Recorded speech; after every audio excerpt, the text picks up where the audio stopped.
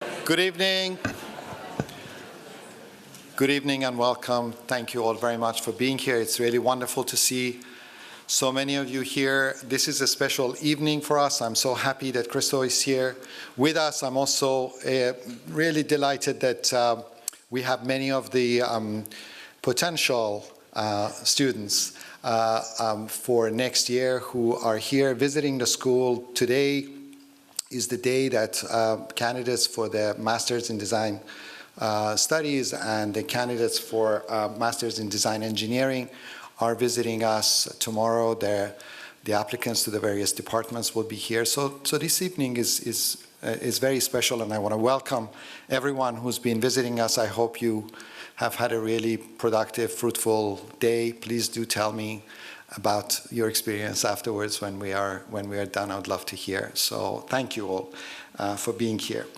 I also want to mention, just for those of you who are new, that Christo's lecture tonight is part of a program that we have here at the GSD, which is called the Rouse Visiting Artist Program, and it's a very regular program. In fact, a number of people have participated in this series already this semester, most recently the writer Jeff Dyer, and next week we have, I think, what will be a wonderful event on Ethiopian contemporary music, primarily jazz, which will be with either orchestra and Teshume Mitiku from Nigeria. So that would also be a wonderful event, and I hope most of you can come and join us. The other thing I want to mention is really a big thank you to another organization or another group of faculty here at Harvard called HUCA. This is the Harvard University Committee for the Arts.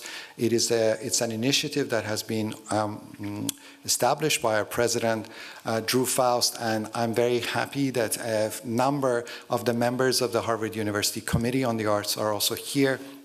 We're grateful to HUCA for supporting also this event here this evening. I also want to welcome students from HBS and from BES who've also joined us this evening, so thank you. Tonight's lecture will be introduced by Professor Christo Vodichko.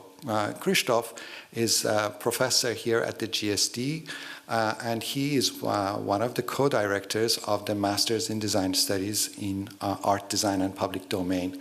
He is an incredibly wonderful faculty member here, educator, but really also as equally important is that he's an internationally recognized artist who has done an enormous body of work, mainly focusing on questions of projections, but really dealing with issues of trauma, memory, conflict across the globe, and the way in which our bodies become, in a way, the catalyst primarily for understanding the reception of those issues, but also for the communication of those issues.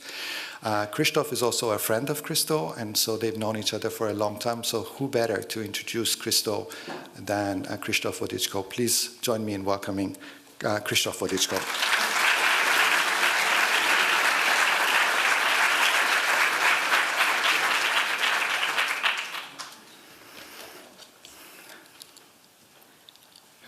Thank you, Mohsen, for such generous introduction.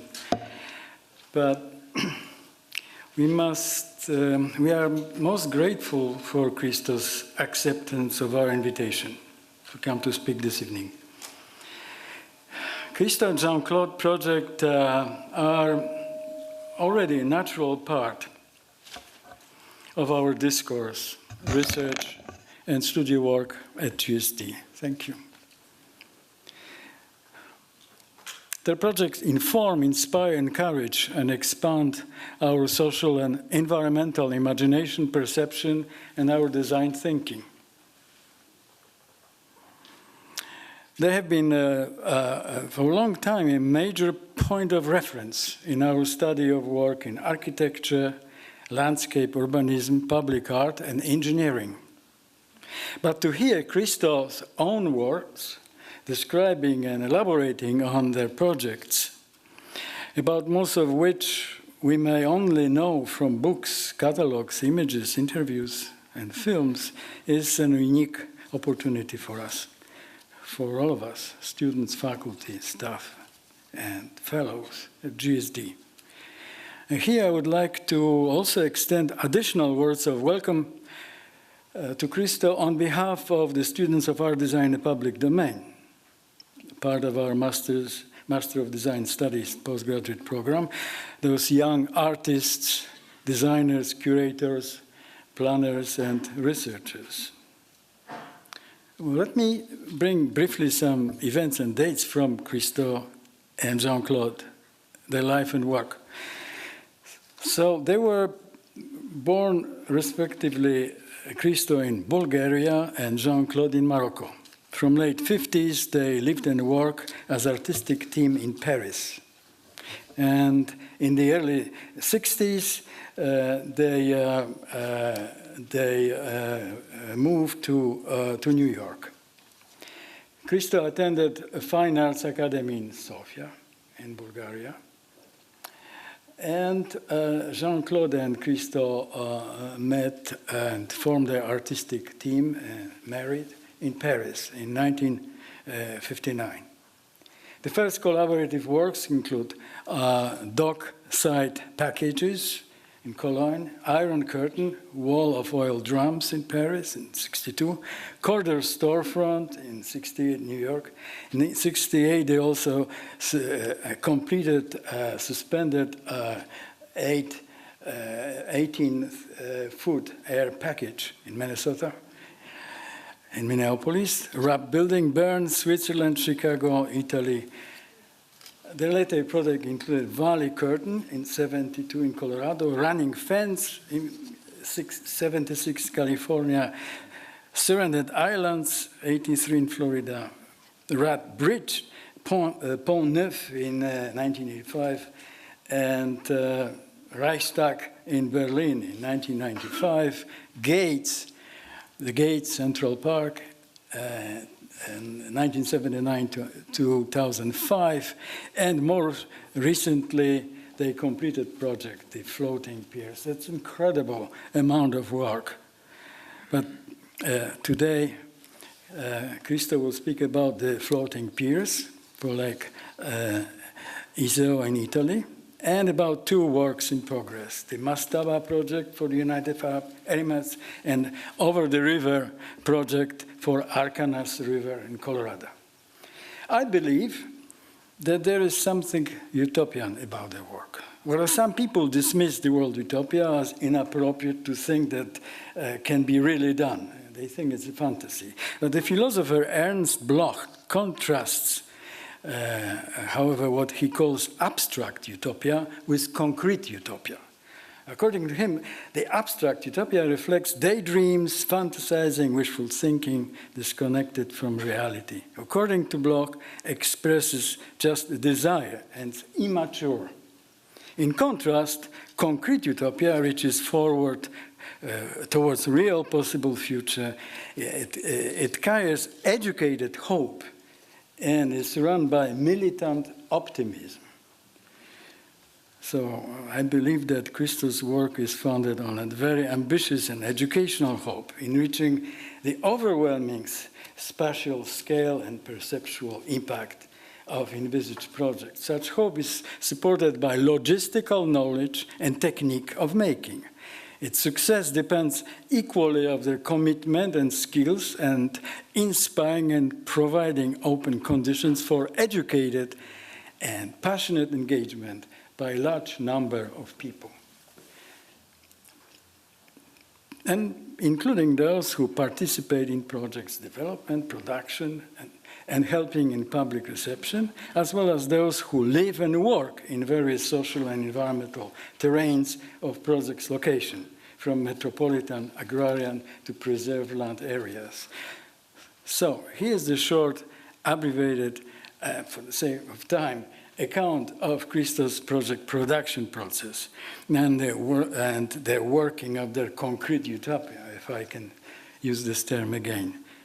So the running fence took 42 months of preparations before completion.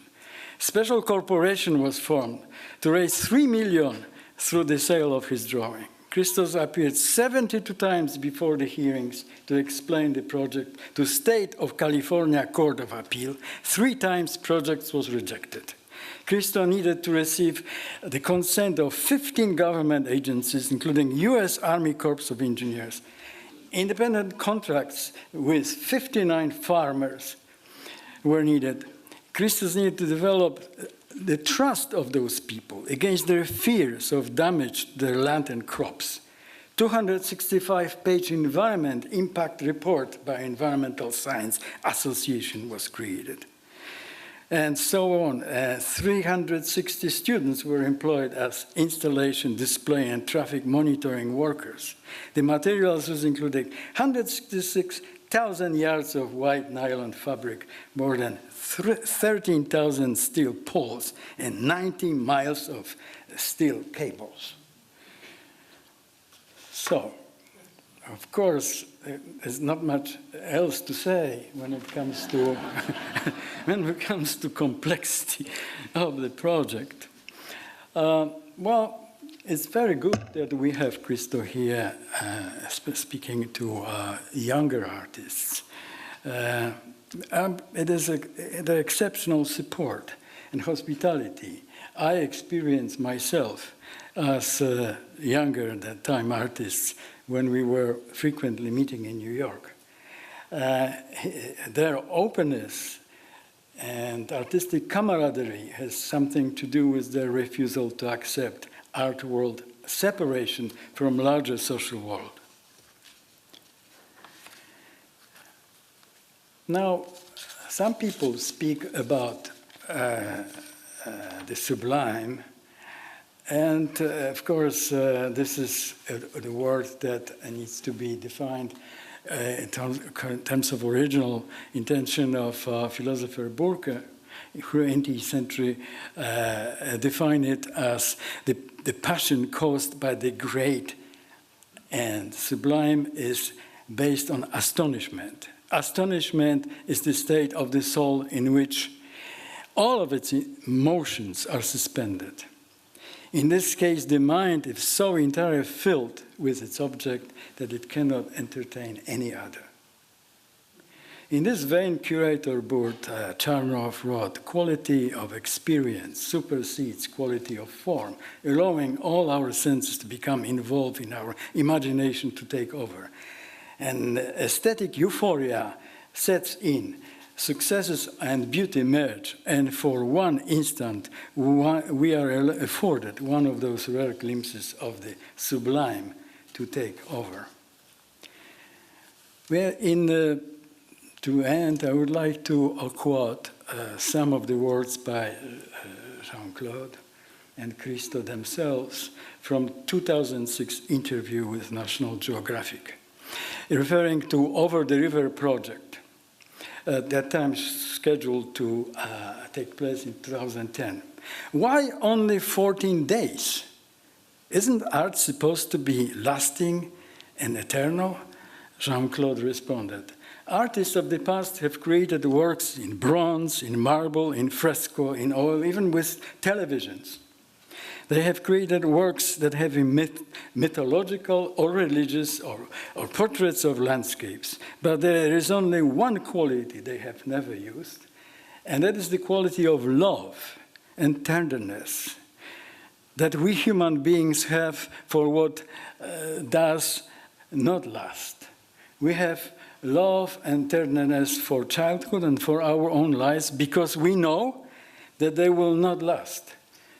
And so we wish our work of art to be once in a lifetime and never again." Christo added, "All our projects are absolutely irrational with no justification to exist. Nobody needs a running fund to surround an island. The reason for we don't like the project to stay is that no one can charge for tickets, no one can buy this project. It is freedom. Freedom is the enemy of possession, and possession is permanence. And those projects are at once in lifetime. Humans, unique themselves, like to be the presence of the unique. When the project is realized, the joy, the beauty makes for total, and everything else looks trivial and banal. with those words, let me ask our guest Christo to continue and begin his presentation. Thank you.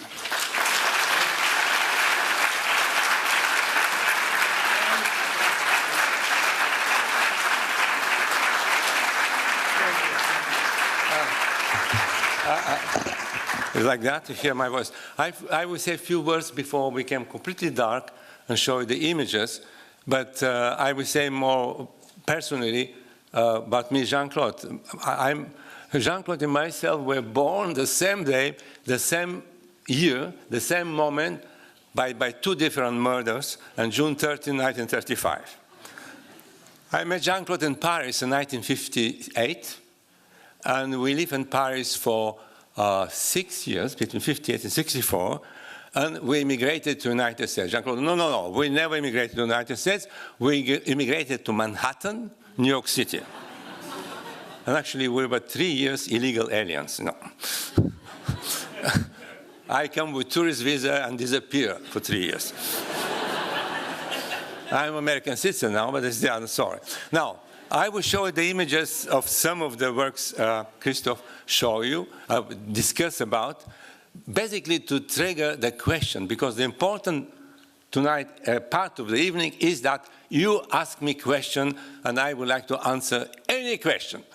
But I will not talk about politics, I will not talk about religion, and I will not talk about other artists. I'm 81 years old, I like to talk about myself, Jean-Claude.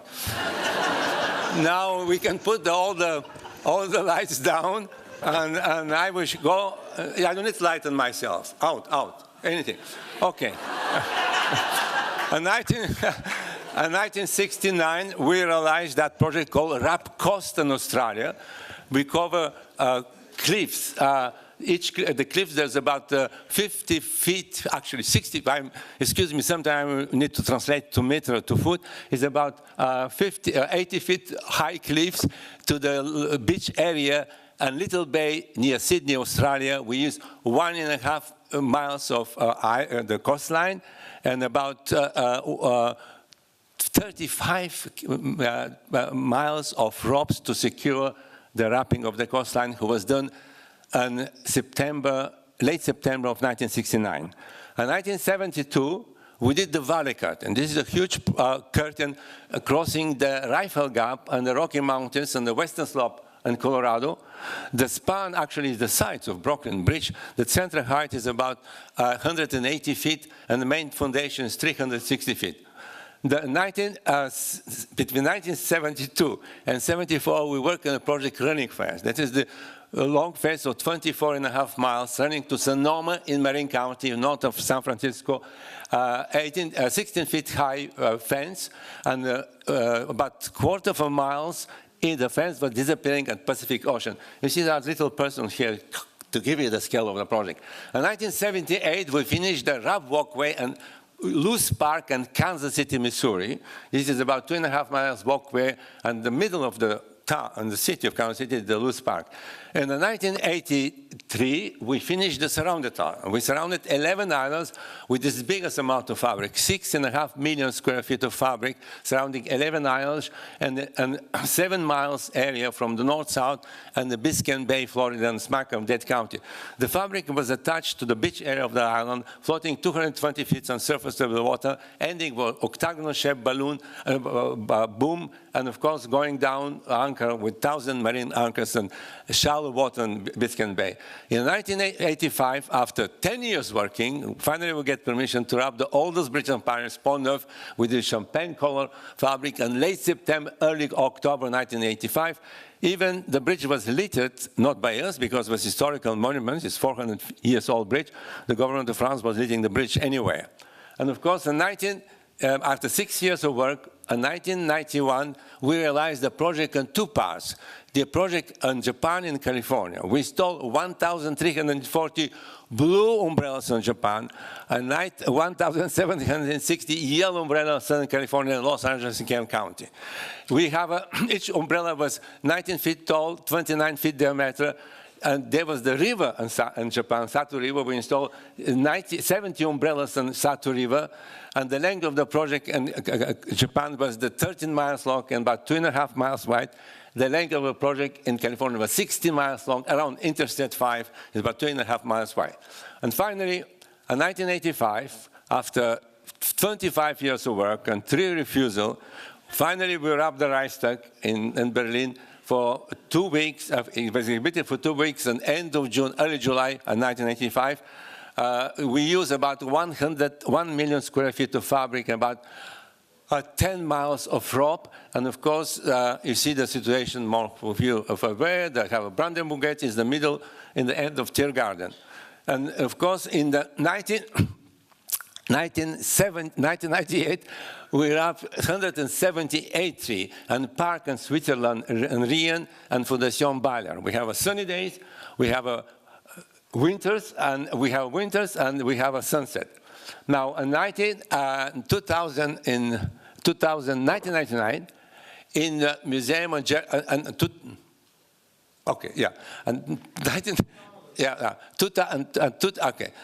before the Gates project was realized, we worked on the Gates project since 1979. It was refusal, and finally, in 2005, we realized the gates. We installed 7,503 gates and 23 miles walkway in Central Park.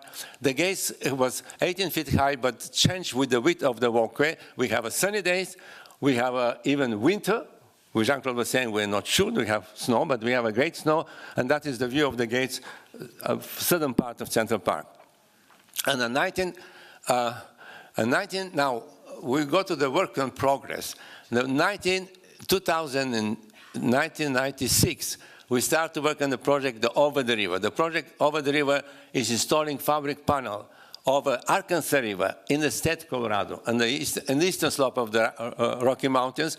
We install about 6 miles of fabric panels and 8 different locations on a span of 40 miles. To see the project, you need to drive on the Highway 50, the southern side of the river, about 1.5 hours, but to raft inside the project, because it's the most rafted river in the United States. They have 300,000 rafters with me. They will take about 4 hours to raft to this 40 miles of Arkansas River. And now, Christo was talking about project we did in Paris. This is in 1961, just a year after Berlin Wall was created in Berlin in 1961. I was for many years political refugee escaping from communist country. I did this with Jean-Claude and myself. This is our second collaboration. We installed our iron curtain of barrels, 100 barrels, and a small street in Rue Visconti in Paris. At that period, in the 60s, I used a number of sculptures. Actually, this is sculpture, permanent works. I hope you understand. Christo was saying that I do only temporary work. But to pay for this project, I need to do permanent works of drawings to sell. And that is a sculpture who is done in mid-60s of barrels. Now, that particular form, when it's stuck horizontal, cylindrical object, it creates a form called a mastaba. You have a 2 slanted wall and truncated top. In 1999, in Museum of Germany, that is the atrium and Museum of Germany, Oberhausen, we installed 13,000 oil barrels. And this atrium, who is near 100 meters high, and you have an elevator. When you take the elevator, you can see from above. And this is the of 13,000 oil barrels now. And now, and this is how the project for the mastaba appeared in the late 70s. Now, the project of the mastaba is a long story, but finally in 1979, we arrived in Abu Dhabi, and this is a scale model we did in 79. This is the huge structure of 410,000 barrels. It's the bigger the pyramid of Cheops. It's 150 meters high, and the ground vertical wall is 300 meters, and slanted wall 225 meters. I do not translate that in feet. You put it in your mind, you know. But you all architects, certainly, they can work in centimeters. And this is how we start to work on the project. This is the drawings that project we like to be realized. Is about 130 miles inland from the Gulf. You know, Abu Dhabi is near the Gulf, where we like to build that structure with this normal barrels, actually made for the Rolls-Royce barrels, and we spend a lot of time working on that project. And now these two projects, they're in progress, and the last over 50 years, myself, Jean-Claude, we realized 22 projects, but we failed to get permission for 37 projects. Some of the project was refused, and we don't like to do it anymore. And some project was refused, and they still in our heart and our mind. And that is the story of Floating Pier. In 1970, we have the visit of the Argentinian art historian, Professor Jorge Romero Bres. And Jorge was just finishing the rap course in Australia and working in the Valley Curtain. Jorge said, why not come to Argentina, do something?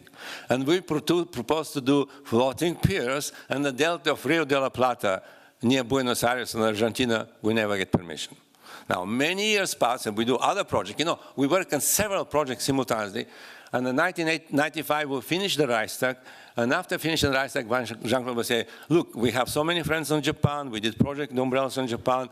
Let's try to borrow tranquil water in Japan to do our floating pier. And we proposed to do floating pier in the area of Daiba and Tokyo Bay. We almost did that project. We worked very hard, but after 2 years working with Tokyo metropolitan government, we have a terrible fight, don't understand each other, and we walk away and put the project aside.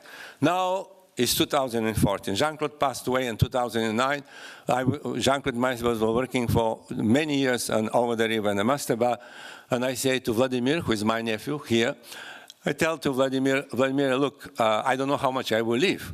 And this is 2040, I think next year I will become 8 years old. And I like to do something very fast because that I can see it, you know, it's only with the permission.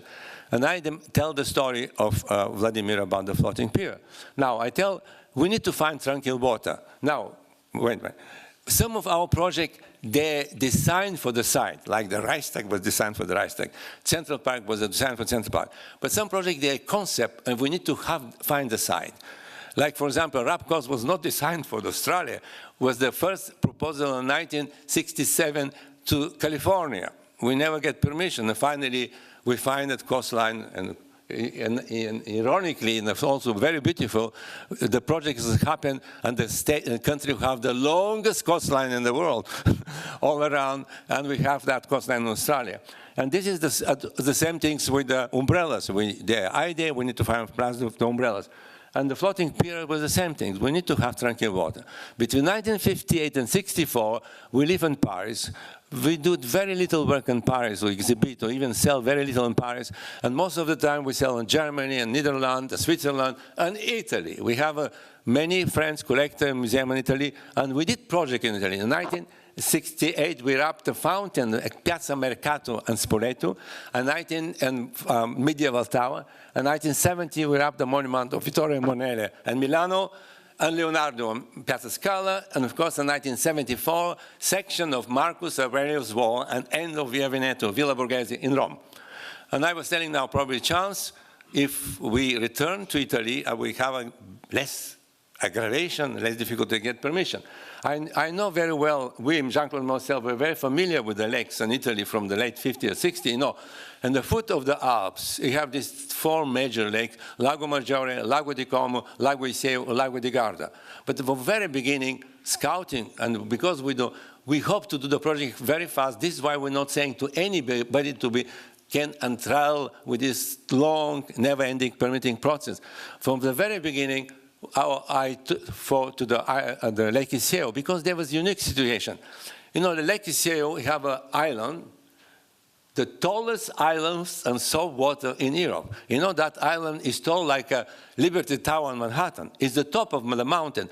All these lakes, they're glacier. They're very deep water. From the island to the east coast of the lake, the water depth is 300 feet. On the left side, from the island to the west coast of the lake, the depth of the water is 700 feet. This is like huge valley in the mountain. And that island, you see, this is the island in Iseo, Monte Isola, who have 2,000 people. They have a town and villages and little houses there living. They have no bridge. They go by traghetto from the island to the mainland. And everything was fabulous. We connected the island with the mainland, and for 60 days, the people, we walk underwater and doing that. Now, and there was also the little island of Sao Paulo. Vladimir, show the image before. Anyway, the little island of Sao Paulo. Okay, that little island, again, all that islands is the top of a mountain. It's not like a little there, huge, very deep water down there. And I say we can connect it also that little island of Sao Paulo. But to move the project very fast, I was thinking we need to find out how to present the project to authority, because basically we need to have a permission from the authority of the lake, who is appointed by the government of Rome, and the mayor of mainland town of Solzano, the bottom part of the pictures, and the island of Sao Paulo. Basically 3 entities, and we need to someone to help us. And I remember walking on the little island of Monte Isola. I see the little island of Sao Paulo, and we discovered that island was run by a nun in the 19th century, was a hospital, but was bought by family Barretta in the late 19th century, and we need to have somebody to help us to introduce the project to authority. The same way, we need to have somebody Italian to help us to start the project. And I remember from the late 60s, mid-60s or early 60s, I have a friend, Germano Celant, who is there, the gentleman, who is a distinguished art historian in Italy, and this is Franco Barretta, who helped us tremendously to move the project to the presenting. Now, our team here meet with the president of the lake, Giuseppe Faccanoni, who really was very understandable. He really understands right word for the project, but the same way there was a chance. Sometimes we have people who have no idea what we're doing. Sometimes they have people who have an idea. Fortunately, this is the island of Sao Paulo. Mr. Faccanoni was the nephew of Nabokov and very familiar with my work. Now, Franco Barretta was willing to take us to the mayor of, this is the island of Sao Paulo. That is the main city of the east coast of the Lake Iseo. I am presenting the project to the mayor of Solzano, Paolo Pezzotti. From there, we go to the mayor of Monte Isola, Fiorello Turla, presenting the project to them. But now, a very important part is, to all this project, we need to work to the many levels, and to tell you how, after my presentation, both mayors approvato. Once we have approvato from the both mayors, we move to the way how to fabricate the project. Wait a minute.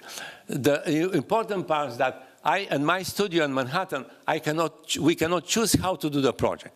For all our project, we need to do life size test on one-to-one scale, small section of the project, to find a way how to build the project for aesthetically engineering purposes. This is why it was impossible to do that life size test in Italy, because everybody we know, we have a friend and Germany, near the Danish-German border, that will build this. Now I talk in meter, please don't ask me to. 60 meter wide, about 20 meter long, floating pier. And that test, we work to choose the right material, the way how the project will be fabricated and everything. Meanwhile, we need to find a company to apply our permission. Here, the engineer of the company, Arup, help us to apply the permission through the authority governmental agency. From that point, we need to move these 2,020 cubes who was in Germany to Bulgaria, where Vladimir have a little house in the Black Sea. That engineer can have all the records. This tower they install, and they connected to anchors to give all the force of the wind, the movement, the motion, to record it for the permitting process. All that was done secretly between August of 2014 and early 2015 to apply for the permission of the project to the Italian government. Here, for example, on the next picture, Vladimir, you see that each of these bags is 1,000 kilo, 1 ton. To have this data, how much supporting is this specially fabricated cubes for the project. The most important part from this is our team, the most important part to design many particular areas. Because the piers, they're not always straight line, and many occasions they meet together into fabrication, special angle connection for each of these different angle degree. They're all done and test before finally go to the production. The biggest work, Vladimir, this is the idea to give you what? The piers, they're not totally flat. The piers, they're 11 meters totally horizontal, and 2.5 meters each side slope like a beach. slope like a beach. And actually, they are not fabricated different cubes. They are all the same cubes. The very last cube is full of water. The next cube, not water. The next two cubes, they're like chessboard, water, not water. You have this incredible, beautiful slope like an airplane wing who created that beach area. We understand later why we'd like to have that. Now, to fabricate this Rolls-Royce cube, that cube exists, started designing in early 2000 by the Canadian engineer. We need to create our mold, fabricated this cube, very strong cubes, and we need to have 220,000 of these cubes to be fabricated. We need to have 4 factories simultaneously going around the clock producing this cube. This is the diagram how our cube was designed. They're very small. That is the giant pins connecting this cube. The cubes are only 50 by 50 centimeter, 40 centimeter high. Basically, Vladimir, what the cubes do, it became like a fabric. The fabric is like woven. This is exactly the same thing. And this is what our young people, and they're all strong workers, young people from the sports academy of Bulgaria come to work. Around the clock, they work 2 weeks, they go back to Bulgaria, another team come, another to work here. Now they put together 32 cubes who created 60 meter wide, and they need to create 30 sections of 100 meter long, because the floating pier, they were 3,200 meters floating pier, and of course, to create the geometry I designed it, we need to install 195 anchors, 5.5 ton deep down in the water by professional deep water divers. And you see let me show you see the before. We have okay. You have this is cross section, you have diagonal anchors. We have a counterweight anchors to control the directional line. And all that was the process of the complete installation, who was not visible, but all done by the professional divers. Now, to transport these to 5.5 ton anchors, they're floating under these airbags. No, they're floating under these airbags is the 5.5 ton anchor. When they arrive in the right position, the back is deflated, and this is deep water divers go down and position the anchor exactly connecting. You see where he installed that. This is all done from January 2016 to late May 2016. Now, through all this period, we need to continuously supply the materials and and move ahead, because we like to exhibit the project in the longest day of the year, basically the end of June, and this is why the project was fabricated now. For that work, we need to have a staging area. On the bottom of the picture, we're renting that Monteculino area. When all the cubes coming from the factory, they stay there, our workers fabricated this 100-meter long floating pier, 16-meter wide, and where they're ready, they move these piers to the right location, and they connect them together. The next one. And this is how the pier was there prepared to be taken by the boats. We have our floating pier #1 boat, who was really the head boat of installing the anchors. Now they bring to the island, and this is a very beautiful installation, putting together, connecting together, moving ahead to install before the fabric. This all is done before connecting all this 220,000 cubes who created the geometry of the project of the floating pier. Before our yellow fabric is installed on the floating pier, we install also a felt, about 10 centimeter, 10 millimeter felt, who covered the piers, and it was delivered by helicopters, and finally we unfurled the fabric. Actually, the unfurling the fabric was started on June 16 around afternoon, and finished by the early morning on June 15, and we finished the early morning on June 16. And that is the first pictures of the project from the satellite, from air, and the project was open for 16 days. This is actually before the project opened. The only pier was installed. We're finishing. They installed a 2.5-kilometer pedestrian street on Monte Isola and the town of Sozzano. And when the project is open, it functions for 16 days, actually basically 3 weeks. 3 weekends, the people was coming to this is the mainland, and they walk. They walk for 16 days, they walk, and the government asked us to install very special counting device because they were so nervous that there would be too many people. And we know, on 16 days, each day we have 80,000 people. There is no museum in the world have 80,000 people a day. And you can see now, this is how they walk. The longest period is 1 kilometer, 100 meters, connected here in that area called the Star. And from there, we have an evening, incredible system lighting the project by the lights fabricated in the United States, like a suitcase and battery, but bring it lit the project.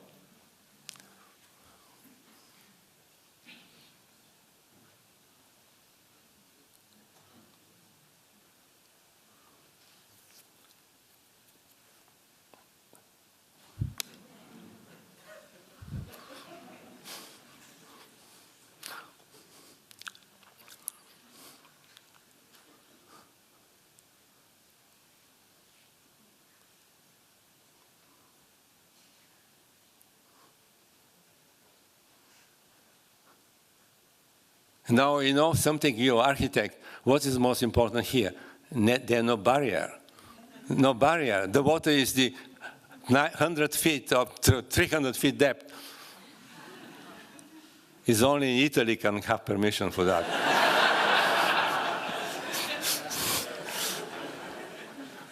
Thank you, thank you.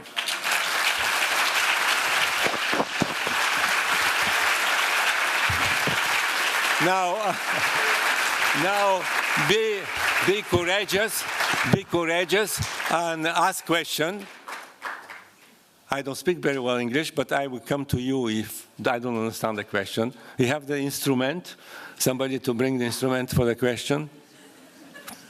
I hope so, no? There was the...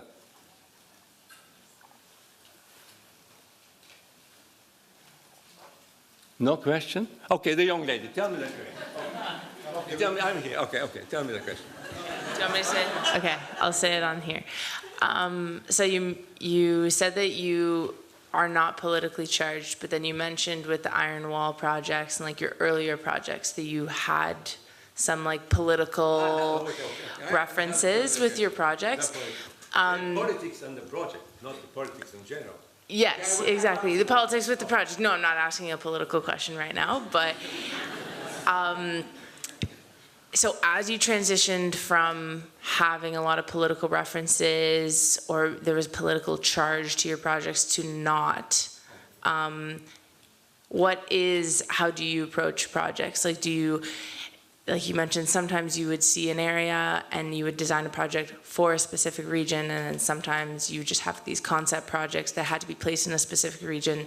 So what is it about your projects that excite you, and how do you approach them? Is it seeing a geographical region that would be perfect for this type of pier, or is it the colors, or is it like the umbrellas, or like, yeah. Thank you. I understand the question. No.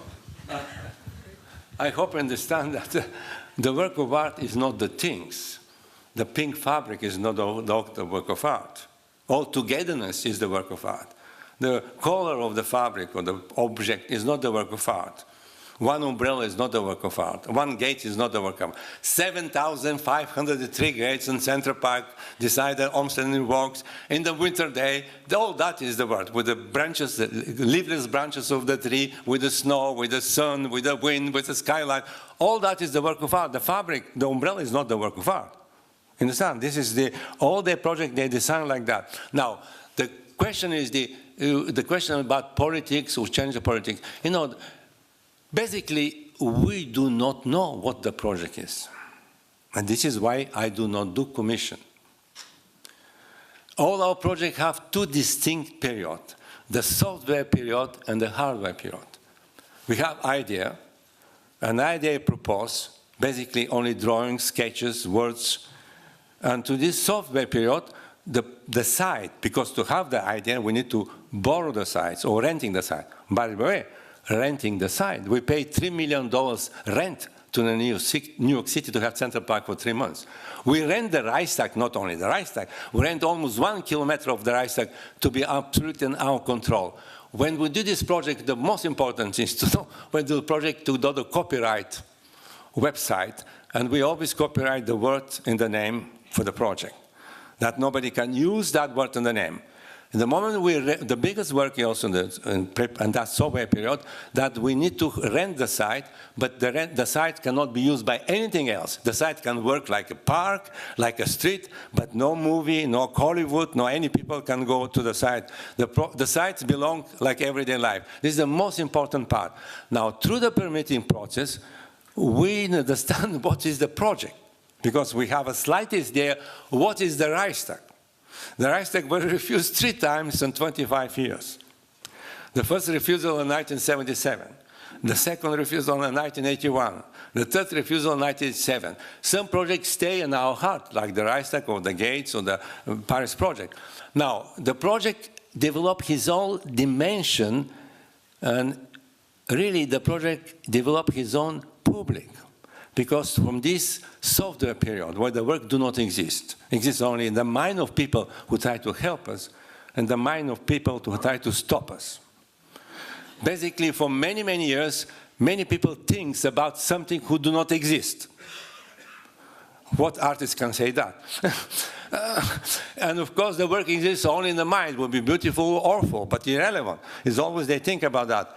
And that software period really is the force of the project, the energy, the power, the structure. And this is why we never do the same things again. It would be foolish of us to do another Gates. We know how to do Gates. Each project is totally new life experience of the putting together huge amount. First, it's not Jean-Claude and myself job. This is a huge amount of people put together. Many people we hire, they're wrong, we fire them, we need to find the right people. It's not the right way, everything.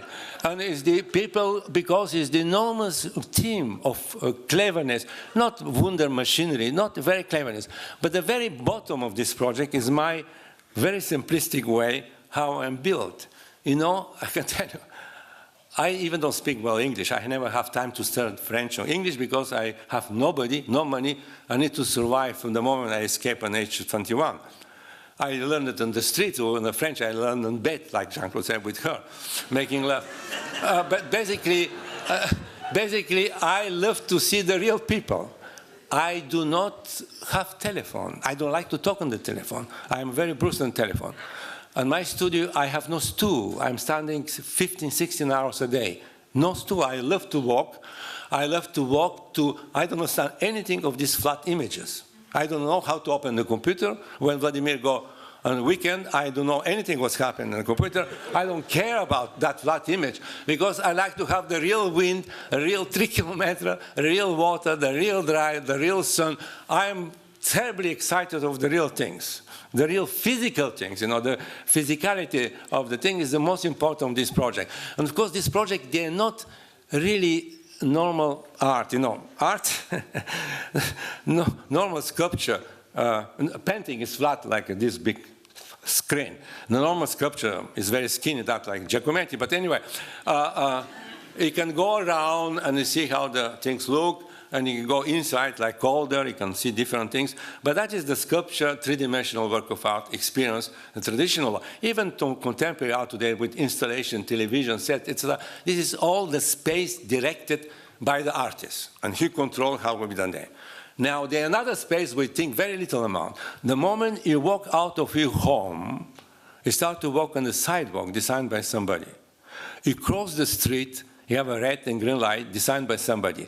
Basically, 24 hours around the clock, we funnel to highly regulated space. Even don't think about that.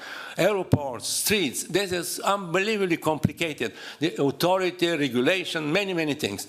And Jean-Claude always was saying, we like to borrow that space and create a gentle disturbance for a few days. By borrowing that space, we inherit everything was inherent to that space to become part of the work of art. We do not invent the politics is in the Reichstag. We invent the ecology was in Biscayne Bay. I can tell you the difference. I make preparatory drawings for the Reichstag. I make drawings about the Reichstag. They film about the uprising. They photographs about the uprising. But for 14 days, 1995 was the Reichstag rap. And curiously enough, the first critic sent by the New York Times was not art critic, was architectural critic, Paul Goldberger, to write, because Reichstag was like type of architecture. If you see all these projects, they deal on many similarity of architecture. Building this project like the floating pier is almost like building highway or over the river. They involve the many similar complexity to get permission, to how the fitting, the permitting process, and authority, security, and many, many things. And of course, but in the very end is the work who you need to be there to experience or to be there. And it's not normal in art. Art, you go in very septic place. It's very pleasant, cool, and nice smell during the summertime in the gallery museum, and the winter is warm and nice. You contemplated art. This project, they're demanding, very demanding. Like, for example, for Floating Pier, we have 1,200,000 people walking, and to walk there, they even walk in the streets, because the street was so narrow, and they need to wait to walk on the pier. They walk to go nowhere. They was not going to see their friends, they was not going to shopping, they basically was walking. And of course, but that is the story of this project. They're very physically, they're very visceral, they're very related to all senses. And of course, fortunately, we did the project before, did the project Floating Pier before, when we have that technology, not inventing with these cubes. Because by using the cubes, you feel the water on your feet, because the cubes were acting like the woven fabric, and you can see the waves coming in front of you by how the cubes move like the waves. It's not like a barge, not like a boat, something like that, not at all. It's very different. This is why many of the people walking with barefoot. They remove their socks and shoes. They like to walk barefooted. Now, important, actually, I was talking about that sloping side. The sloping height was also, there was a suggestion to rail, the Italian know that there will be no project, is a rail. And what we did it by creating this beautiful, like a beach, and actually that was the important part, that our monitors bought, because around these 16 days we have over 40 monitors, Zodiacs was monitoring the project, and they can go on the beach very easily. But the beach also was creating this almost like a abstract painter quality. There was all the edge wet, and you have this orange-red color, who was creating normal, natural barrier that people was like to walk on a dry fabric by the sun. Basically, there are many, many relations. And the way the fabric was not like a carpet, and the fabric have a folds, and you need to look when you put it, your feet, even though we break your neck, is the 20% more fabric than the length of the piers.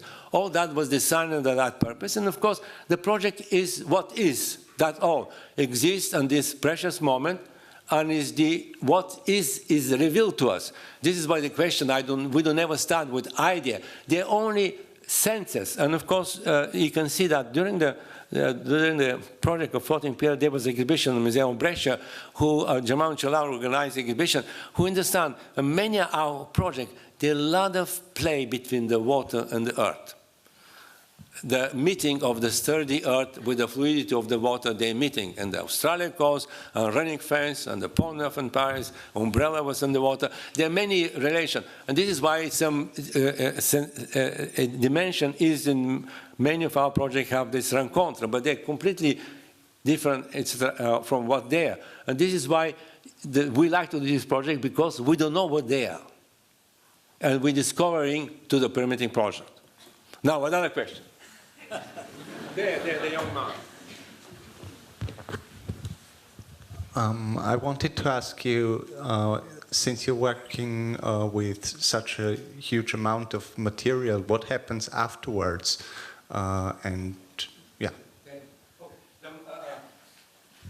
What's happened with here? You know, I'm educated Marxist, you know, and I can tell you, because economically, business like how this project is done, I will explain later if somebody asks me that question. But you know, we buying very valuable industrial material. The fabric is not fabric for clothing, it's industrial textile. Made for the agricultural, construction purposes, environmental purposes. For example, the fabric used on the Australia coast is called actually erosion control mesh. It's not a round fiber, it's the flat fiber which is woven and is used very much in the South Pacific area by the farmers because the typhoons, hurricanes come and they remove the good earth and the farmers put that erosion control mesh over the good earth and the crop can grow to the mesh and to grow. Basically, after remove the fabric of the Australia coast, go back, we sell it to erosion control for the farmers to do that job. But the fabric is the less expensive part. The most expensive part is the labor, you know very well. That is something you cannot sell. But some part is much more valuable. Like in the case of this, installing the 7,503 gates, there was the tall, and we need to have a base, and that base was done on steel. And we need to buy 5,500 tons of steel to fabricate these 15,000 bases for our gates. Now, you don't know what is 5.5 tons steel. It's actually 2/3 of the steel of Eiffel Tower. And of course, we sold that steel even before the gates was removed to the Chinese. We need to build skyscraper. You know, really, this is very normal capitalist thinking. Everything is resolved for that, what is fabricated, and it's part of how this project is done. Yes? I come to you, but I have the blonde lady here. Hello, Christo? Back here, in the back. Yes. Hello.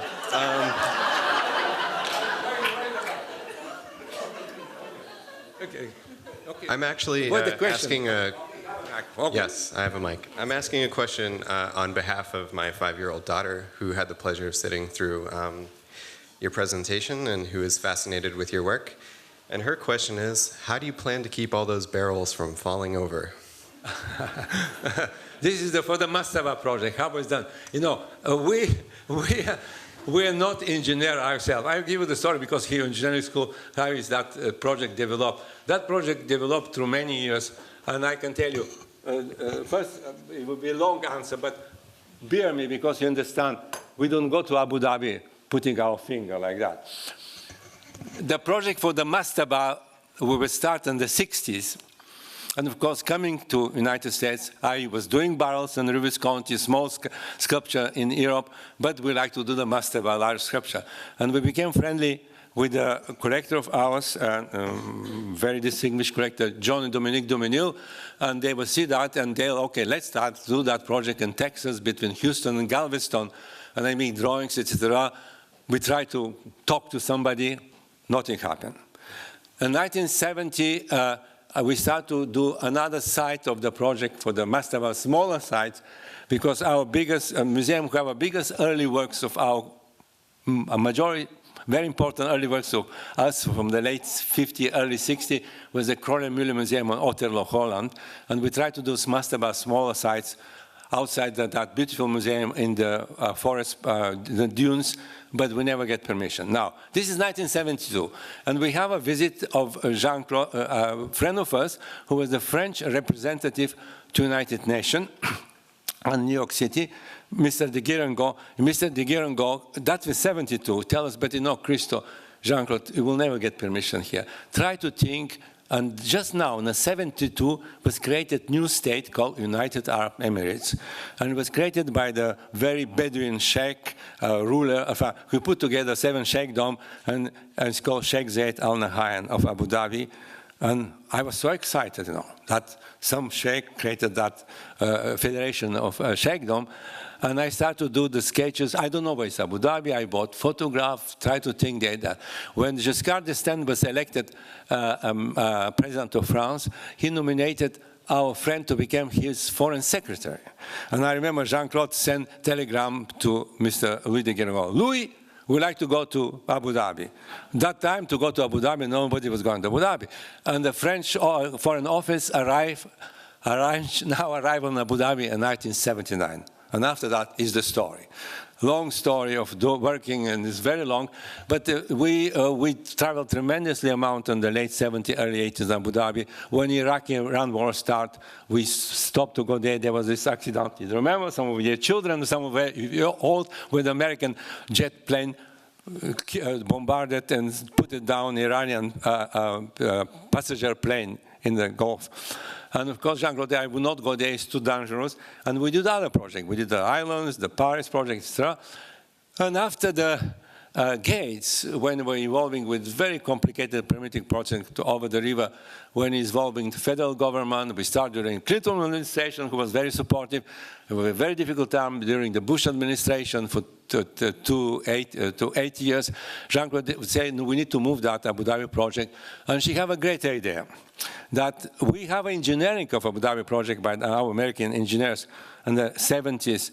But it was very schematic, and we need to have resources.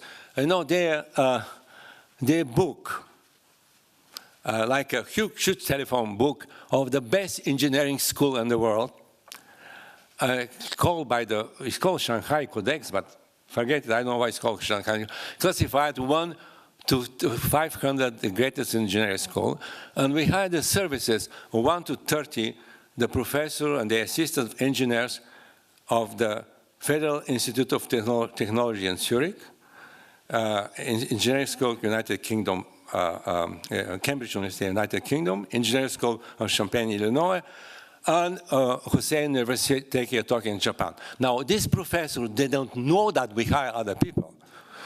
They only know that structure. You see the photograph of 410,000 oil barrels who do be in that dimension. Actually, the proportion is 2, 3, 4.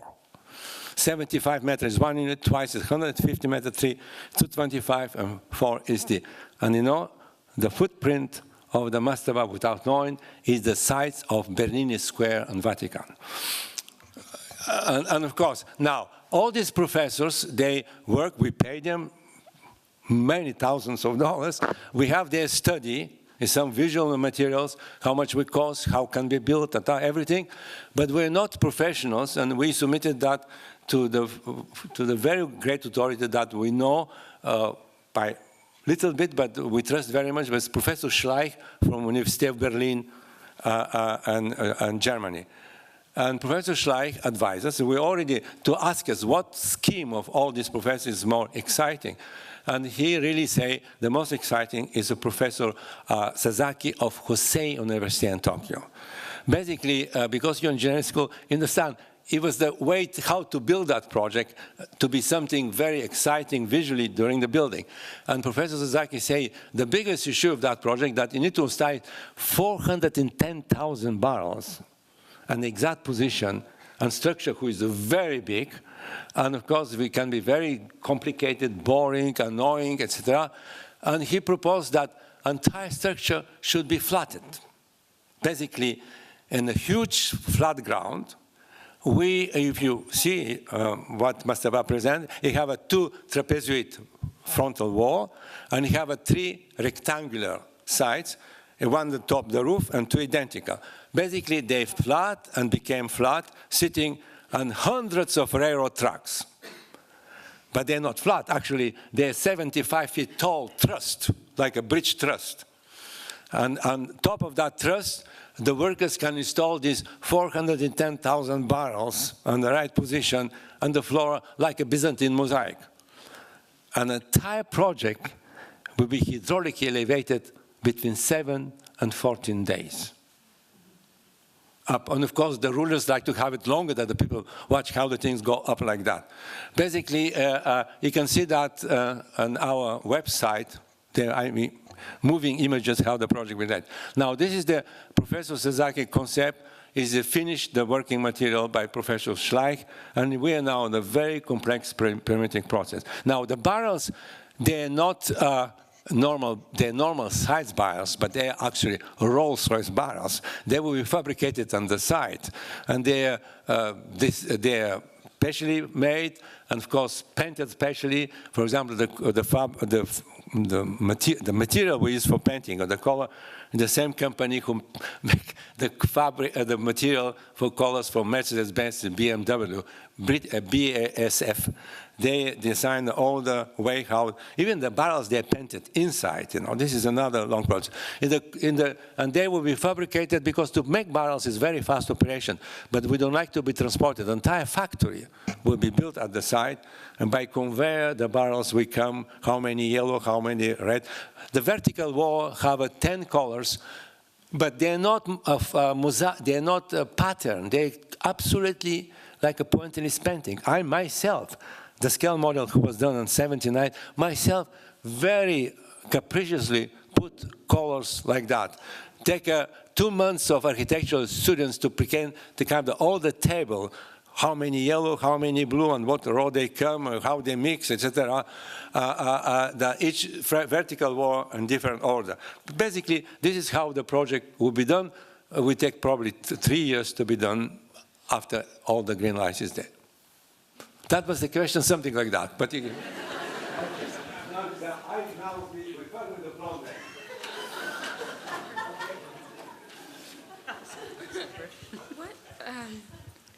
What idea gave you the courage to believe that all of these enormous feats were possible and worthy of building when you were starting out? And how much of it had to do with the fact that you had a partner to build the ideas with you? What gave you the idea that you could do these enormous feats? And how much of it was your wife? How much Jean-Claude? No. We're totally irrational. We never think that way. You know, really, Jean-Claude and myself, we always like to return back to the site of our project. The last time I was with Jean-Claude in 2007 on the Rap Coast in Australia, we're in these huge cliffs with the South Pacific Ocean, the surf, the sharks. I dislocated my shoulder wrapping one boulder to the beach area. And of course, we were all there looking at that enormous area. And of course, we were talking each other, thinking probably we're totally crazy to do that. But we did it. Basically, you don't think in that order when you start to do things. You think, there's no rational thinking. All these projects, I tell you, they're absolutely useless. Nobody needs the project except myself and Jean-Claude. We convinced some friends to help us. And if somebody likes them, it's also a bonus. They're absolutely, the world can live without ballet curtain, without running fence. Don't care about that thing. You know, escaping from communist country, I'm allergic of propaganda. I cannot stand the propaganda. Most of the art today is pure propaganda. Can be political propaganda, can be environmental propaganda, can be religious propaganda. It's all about propaganda. The art is something absolutely useless, you know, something he cannot even describe what it is.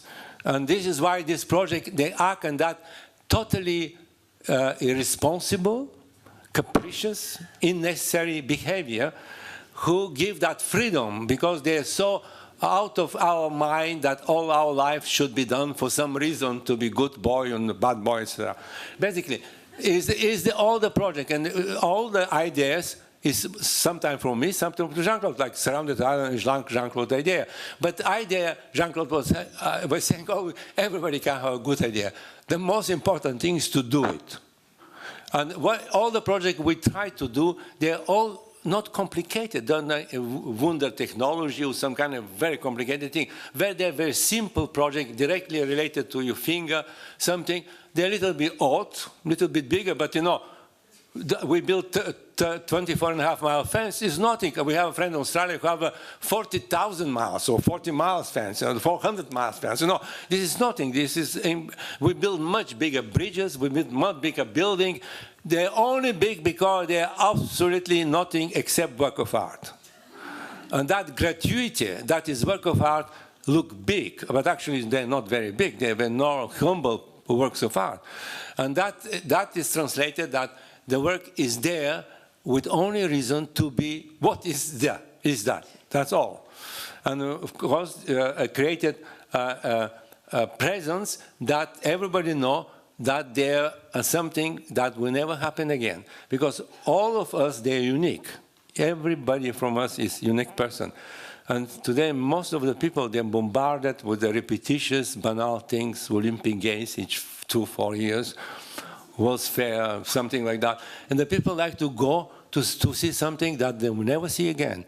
And this is why all our projects have a special groupies, you know. People coming to see something, not really art lovers, they come to witness something that never happened again.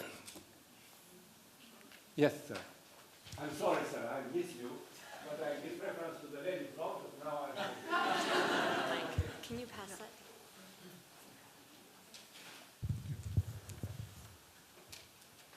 Thank you, Christo. Harry Allen, Hutchins Center Fellow. One of our heroes here is Noam Chomsky at MIT. Very erudite man. You ask him any question, he'll answer it with great length and great detail. A few years ago, he was asked the question, what is love? His wife had just died, and he said with a broken voice, I don't know, but it's hard to live without it. You work with love. After your wife died, how did your definition of love or how you use that material change? Yeah, okay. I have one. Of course, Jean-Claude and myself, we live so long together, and actually we were, she loved the humor. She's much better to answer all these questions. She was saying that we're born on June 30, 1935, is the sign of Gemini, and she was saying, she's a French, that we are ménage à quatre. Meaning that when I was good, she was very bad, and when I was bad, she was good, you know. The French is called ménage à trois when you have the lover and two husbands, and two man. Anyway, and basically, one of the things I miss most of Jean-Claude, you should see some of the films, and they're great Boston-born movie maker, dear friends of us who are not anymore with us, Albert and David Maisels, did many films in our work, Cinema Verite. They're not normal documentary film. You can see myself and Jean-Claude screaming each other, fighting, almost dating, we're divorcing about the project. Basically, there was the one thing I miss all the time. Jean-Claude was absolutely very critical person. She always criticized why you should do that way, not other way. And of course, I miss all that thing. This is of course, I miss her, like human being, but there's critical attitude. And sometimes, when we are alone, I inherit two young men working for Jean-Claude. Vladimir is here, and who is my nephew. Another was Jean-Claude's nephew, Jonathan. And we're always thinking, what Jean-Claude will say now where some big problems on the project, and we don't know what she will say. This is why.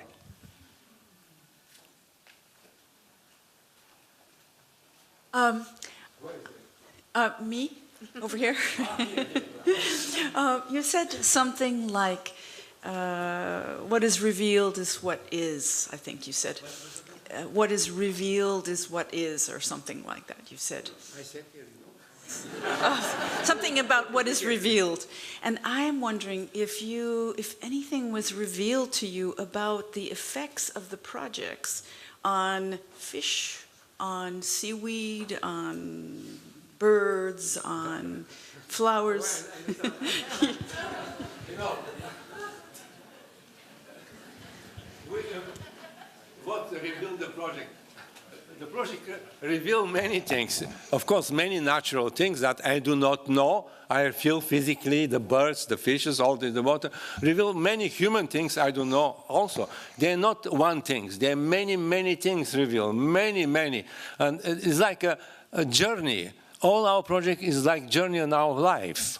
And it's very difficult to separate these feelings of water, wind, birds, and the humans, the political humans. There are many, many things. But the most beautiful thing is that journey. The journey is this software and hardware period who spend time. It's an unforgettable journey. We will never do it again. It's something we do it because we're at that particular time of our life, and the same with that particular time of doing things. You know, it's very, each project is have its own story. I came back again to the Reichstag. And no, the Reichstag project was a tedious project. I started with thinking we can get permission very fast, but it was a very, very complicated project. By the complication of the Reichstag, the project became so much more meaningful, so much powerful on many levels. Basically, to get, because all come when the project starts, to whom we get permission, you know. Can be, for example, can tell you, can be a cowboy ranchers, can be a city, can be a mayor, governmental. But the case of the Reichstag is basically the president or the speaker of the house of the parliament technically is landlord of the Reichstag. And through the years, we go to the sixth speaker of the house. Imagine, on different periods, and 3 times the project was refused. Again, in our life, we need to have somebody, look, this is why in 1988, Professor Dr. Rita Susmuth, who was the Conservative Party of Germany, was elected Speaker of the House. She was not art collector, but she had her own reason, things that the Reichstag should be worth to happen, to wrap the Reichstag. But the Chancellor of Germany was incredible, powerful politicians, Mr. Helmut Kohl. And the Chancellor of Germany made everything possible that the project never happened. And he elevated the permitting process that by simple signature of the President of the Parliament to go ahead to the full debate in the Parliament of Germany. During that time, when Bonn was the capital of Germany, there was the 70 minutes debate. In the Parliament, it demanded also the roll call vote, not by only, but identified you vote against, you know, you name. And Germany, they vote with the type of credit card. You have a credit card, white is abstention, blue is yes, and red is no. And Mr. Kohl was sitting on his place in the parliament with a red card, giving order of all the people to his party, the Conservative Party, and power, because they have majority, to vote against the project. The very distinguished German politician, who is very famous today even, he gives a speech, a 70-minute speech against the wrapping of the Reichstag. And imagine, I was sure that we're losing. The President of the Reichstag, Mrs. Susmuth, is counting the vote the night before. I think we're losing, terrible.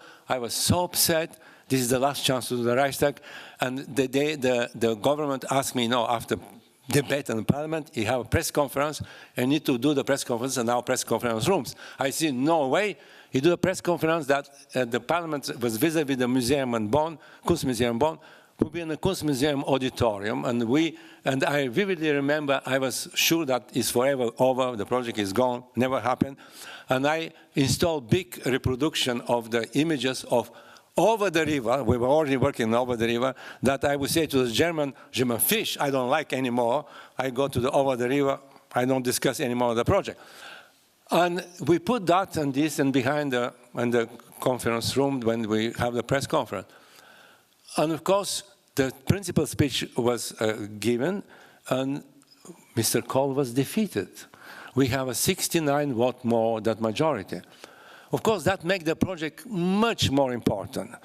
It can be given permission on very low levels, but the opposition escalated the project to this magnitude that the television, the newspaper, everything made popular. Now, I see, at least for the gratification, many years later, recent, I think 4 or 5 years ago, German journalists asked the person who delivered the Frankfurt Allgemeine Zeitung, big newspaper in Frankfurt, asked the person who delivered the speech, very important European Union minister, Mr. Schäuble, if every in EU life do something wrong, yes, to do the speak against the wrapping of the Reichstag.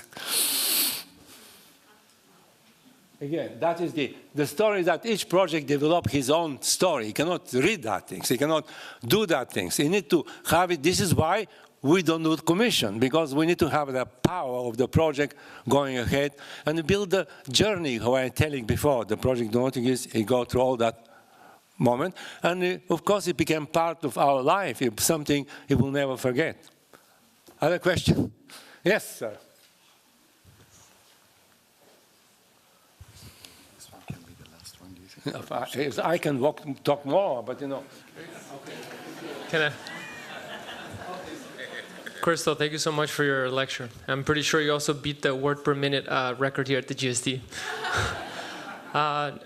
You know, today I'm a young architect, and today in our cities, you know, with the issue of numeracy and issue of high numbers in a fluctuation in a globalized world with issues of migration and resources in architecture in our cities, we as young architects are posed with a question as if new quantities can produce new qualities, no?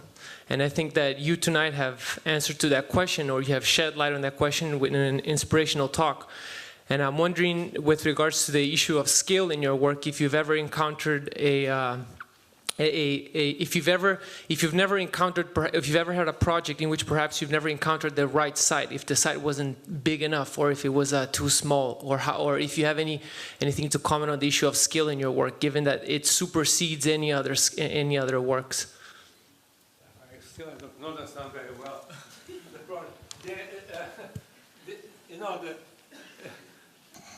All our projects are very simple. I try to understand. This is not.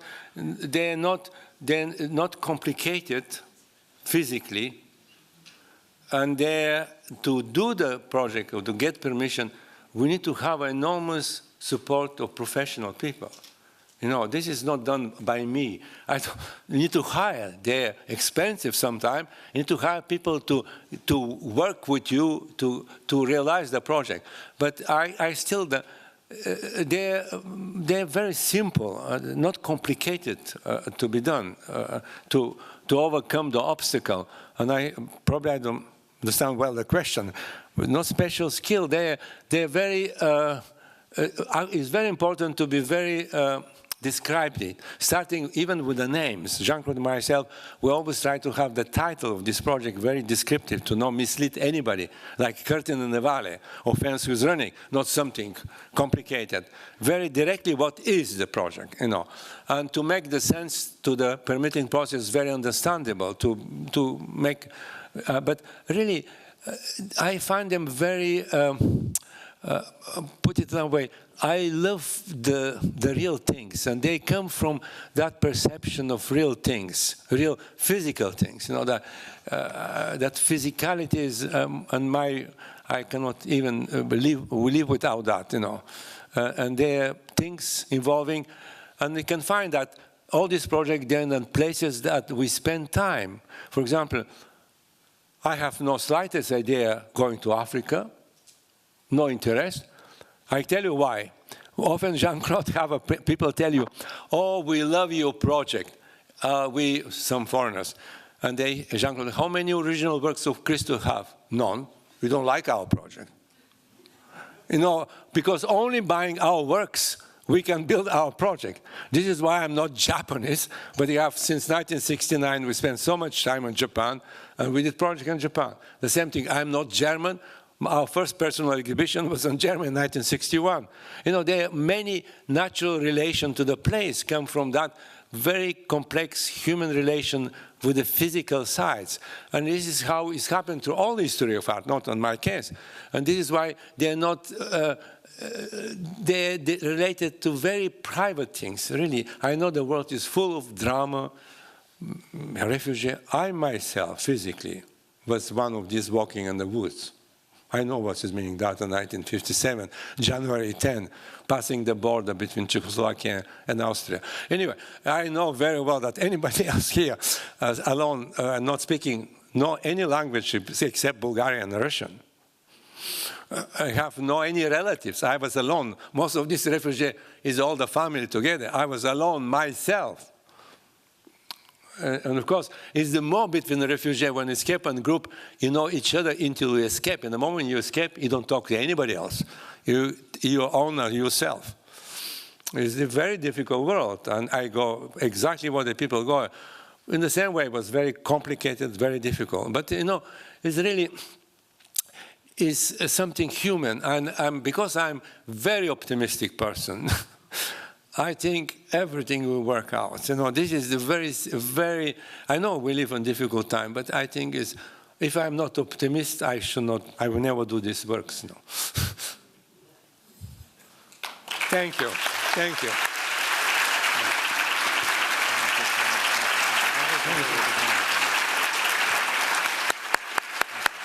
Fantastic, fantastic. Sonradan, Thank you. Thank you, thank you, thank you, thank you. Thank you. Thank you, Christo. Thank you, thank you. Thank you, Christoph. Thank you, Vladimir. Thank you all for being here. This has been a really wonderful evening, and I hope that you do recognize that the so-called uselessness of things has enormous inspirational and aspirational value. I also want to underscore what you were saying about doing work without commission.